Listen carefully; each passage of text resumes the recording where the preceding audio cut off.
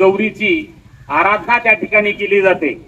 गौरी ही एक पार्वतीचं स्वरूप असून ती आपल्या गणेशाला घेण्यासाठी माहेरी आलेली असते आणि ती माहेराला आल्याच्या नंतर तिचे घरचे म्हणजे आई वडील लाड पुरवतात। त्याप्रमाणे आपण गौरीचं त्या ठिकाणी आवाहन करतो, तिचं पूजन करतो आणि तिसऱ्या दिवशी गौरी पूजन करत असताना विविध गीतं सादर करतो। तर आपल्याही शाळेचं श्री हुतात्मा देवराव विद्यालयात या ठिकाणी गौरी आव्हानासाठी असणारे एक विशेष गीत या ठिकाणी आपले विद्यार्थी सादर करत आहेत। त्यांना विनंती की त्या गीत त्यांनी सादर करावं। जय देवी मंगळा गौरी ओवाळीन सोनिया ताटी रत्नांचे दिवे माणिकांच्या वाती हिरे मोती